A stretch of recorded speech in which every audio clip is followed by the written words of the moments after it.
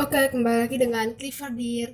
Jadi pada kesempatan kali ini kita akan membahas tentang perkembangbiakan hewan dan tumbuhan. Namun khusus di video ini aja, kita akan membahas perkembangbiakan hewan. Untuk perkembangbiakan tumbuhan akan kita bahas di video berikutnya. Jadi perkembangbiakan hewan ini dibagi menjadi dua, yaitu ada yang generatif dan ada yang vegetatif. Generatif sendiri itu terjadi melalui pertemuan sel sperma dan sel ovum atau terjadinya fertilisasi atau perkawinan. Sedangkan vegetatif sendiri itu tidak melalui perkawinan atau pertemuan sel sperma dan sel ovum. Jadi jelas berbeda ya, generatif ini terjadi melalui pertemuan sel sperma dan sel ovum, sedangkan vegetatif itu tidak terjadi peristiwa tersebut. Nah, berdasarkan tempatnya, itu dibagi menjadi dua, yaitu fertilisasi internal dan fertilisasi eksternal. Ini perkembangbiakan generatif. Jadi khusus di generatif, ya. Itu ada yang internal dan eksternal. Nah, untuk yang internal itu sesuai dengan namanya internal berarti di dalam. Berarti pertemuan sel sperma dan sel ovumnya itu terjadi di dalam tubuh induk betinanya. Contohnya itu ada apa? Ada anjing, gajah, monyet, dan kucing dan hewan lainnya. Nah, sedangkan fertilisasi eksternal sesuai dengan namanya eksternal berarti di luar. Berarti pertemuan sel sperma dan sel ovumnya itu terjadi di luar tubuh induknya. Contohnya itu apa? Ada ikan, ada katak, dan hewan lainnya. Jadi kita masuk aja perkembangbiakan generatif pada hewan. Kita masuk aja. Nah, ini kita akan membahas berdasarkan cara pengeluarannya. Oke.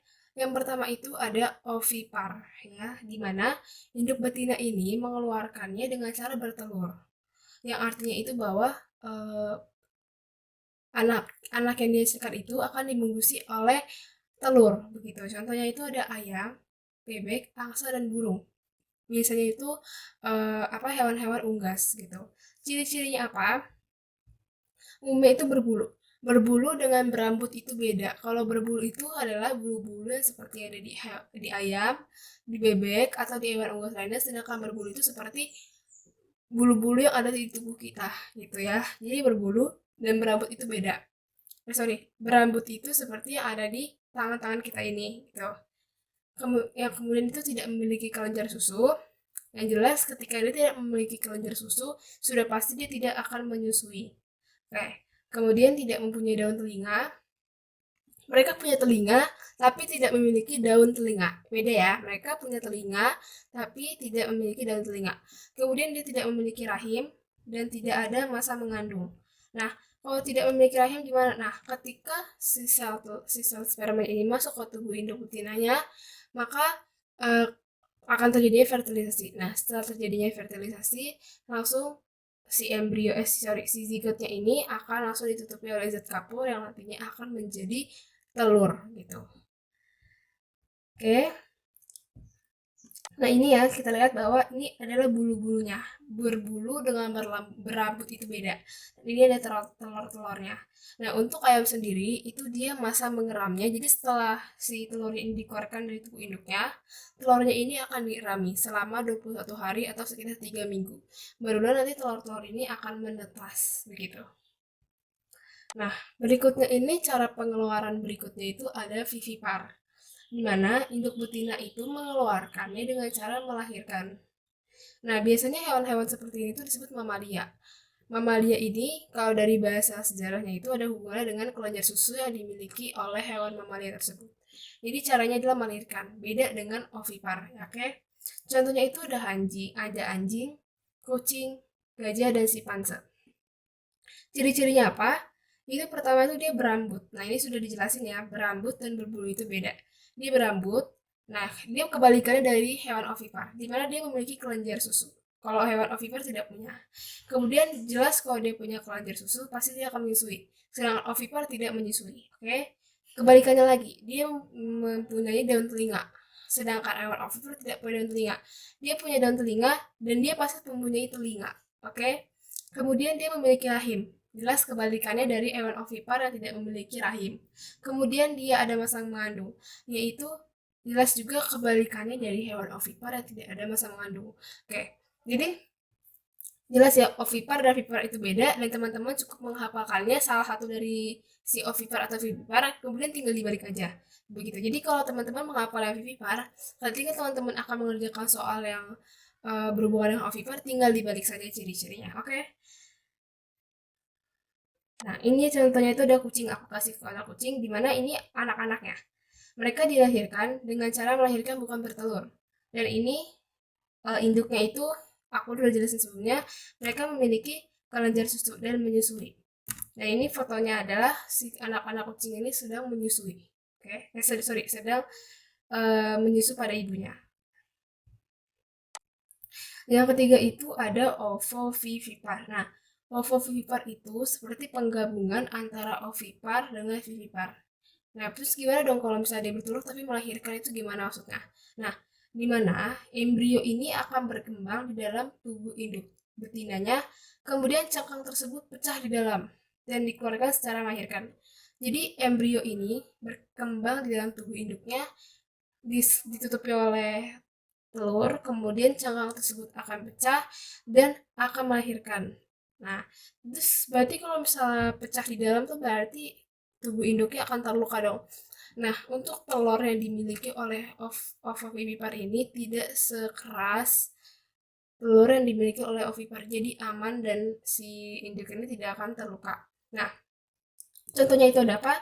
Contohnya itu ada ular, hiu, kadal, dan platypus. Untuk ciri-cirinya sendiri, dia itu tidak memiliki kelenjar susu, tidak menyusui, tidak memiliki lahir, tidak memiliki rahim, dan umumnya berdarah dingin atau poikiloterm. Nah, jadi ciri-ciri yang dimiliki oleh ovovivipar ini mirip sekali dengan yang dimiliki oleh ovipar, ya. Dan dia itu umumnya berdarah dingin. Artinya apa? Berdarah dingin dengan berdarah panas itu beda. Kalau berdarah dingin itu istilahnya poikiloterm. Artinya si hewan ini dimanapun dia berada dalam suhu apapun, dia akan menyesuaikan dengan suhu lingkungan tersebut. Misalnya di sana panas, maka suhu tubuhnya akan menjadi panas. Di sana dingin, maka suhu tubuhnya akan menjadi dingin. Gitu. Sedangkan hewan berdarah panas seperti hewan-hewan mamalia yang sudah kita bahas sebelumnya, itu nama lainnya itu adalah Homo iotem. Itu apa? Artinya ketika hewan-hewan tersebut berada pada suhu yang tidak sesuai dengan suhu tubuhnya, dia akan menyesuaikannya dengan misalnya berkeringat atau misalnya atau penyesuaian lainnya. Yang jelas suhu tubuhnya tidak berubah menyesuaikan dengan lingkungannya. Artinya tidak berubah. Misalnya dia lagi di lingkungan yang bersuhu panas, maka tubuh dia akan belum menjadi panas, itu tidak akan terjadi. Itu bedanya Homo iotem dengan Poikiotem. Nah, ini contohnya ada hewan platypus. Ya. Nah, untuk platypus sendiri, ini adalah hewan yang sangat unik, di mana dia ini ovovivipar, yang kalau misalnya kita lihat cirinya itu dia tidak memiliki kelenjar susu. Namun, untuk si platypus sendiri spesial, dia memiliki kelenjar susu. Jadi dia bertelur, melahirkan ovovivipar, tapi dia juga memiliki kelenjar susu. Jadi dia menyusui juga. Dan ini dia unik, beda dengan hewan-hewan ovovivipar lainnya. Oke. Nah, ini kita akan bahas tentang perkembangbiakan vegetatif pada hewan. Yang kalau kita sudah bahas sebelumnya, vegetatif itu tanpa ada pertemuan sel sperma dan sel ovum. Oke, jadi kita langsung bahas aja. Yang pertama itu ada tunas. Nah, di mana individu dewasa itu akan membentuk tunas dan pada saat tunas tersebut sudah matang, dia akan melepaskan sendiri otomatis dari tubuh induknya, ya. Dan tunas tersebut akan menjadi individu baru dan pastinya akan berkembang juga menjadi individu dewasa, kemudian begitu seterusnya sehingga itulah perkembangbiakan dia. Hmm. Ini kalau kita lihat ya, ini itu adalah tumbuh induk dewasanya. Nah, ini adalah tunasnya. Ini ada tunasnya. Ya, ada 3 tunasnya. Nah, ketika sudah waktunya sudah matang, ini otomatis akan terlepas dari tubuh induknya dan akan menjadi individu dewasa. Artinya dia akan berkembang tumbuh besar seperti tumbuh induk dewasa ini. Nah, itu terjadi pada hidra. Oke. Berikutnya ada fragmentasi.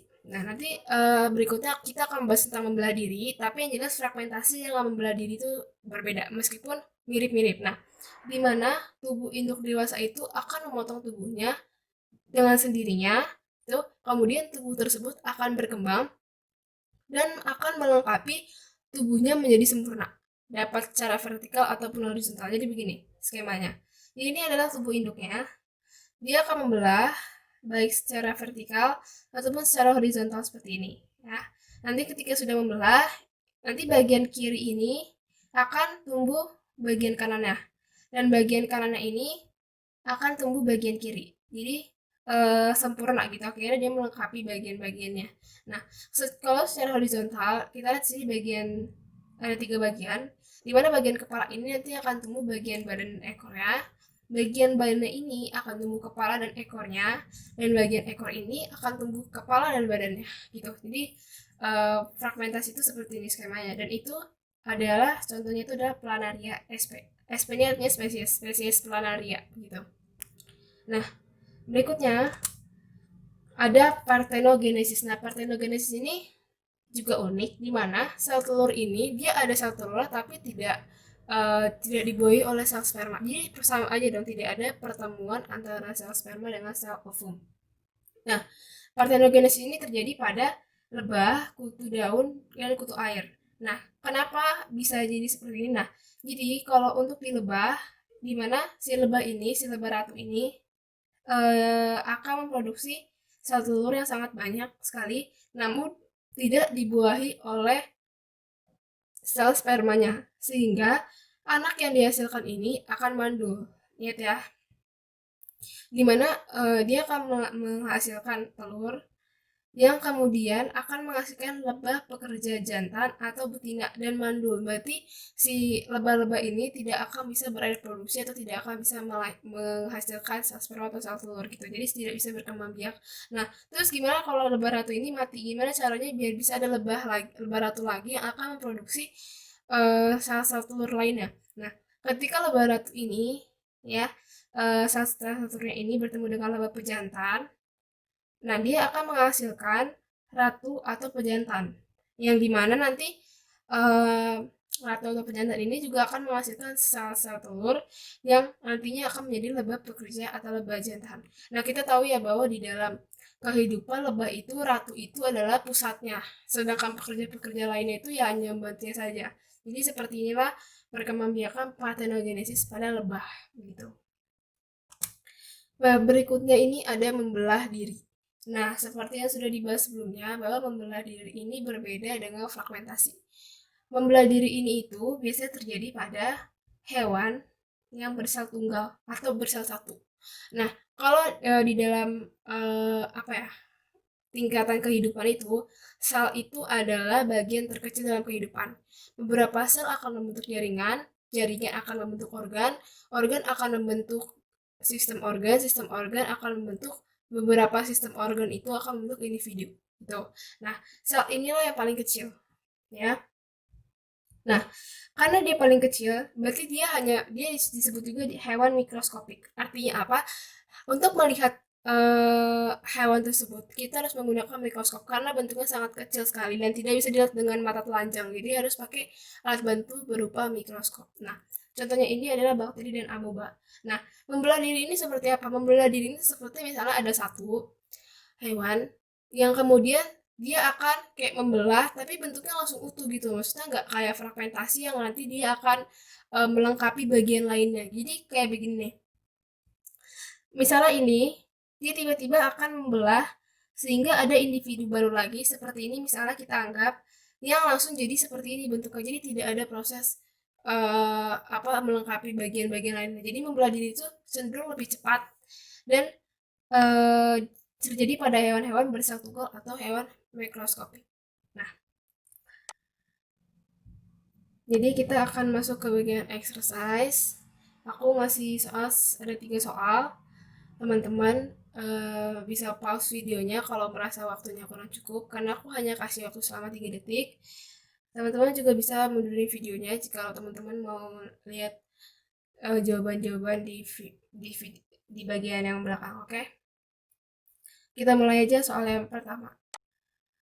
Tidak memiliki rahim, fertilisasi secara internal, tidak memiliki daun telinga. Hewan yang memiliki ciri tersebut tergolong ke dalam hewan. 1, 2, 3. Jawabannya adalah ovipar. Soal berikutnya, Contoh hewan yang bereproduksi vegetatif dengan parthenogenesis adalah 1, 2, 3. Jawabannya adalah lebah. Soal berikutnya, hewan yang bertelur namun menyusui adalah 1, 2, 3. Jawabannya adalah platypus. Oke, jadi sekian pembahasan kita hari ini. Jangan lupa subscribe channel ini, nyalakan juga notifikasi loncengnya, komen, like, and share video ini. Nah, jangan lupa juga untuk follow Instagram kita @clifforddeerofficial. Dan jika teman-teman punya saran, kritikan, dan masukan, bisa email kita juga di clifforddeerofficial@gmail.com atau bisa juga DM Instagram kita. Di bawah ini ada link yang isinya adalah rangkuman tentang semua yang sudah kita pelajari. Ada juga soal-soal yang bisa teman-teman sesuaikan dengan kemampuan teman-teman. Oke, jangan lupa subscribe channel ini ya. Oke, terima kasih.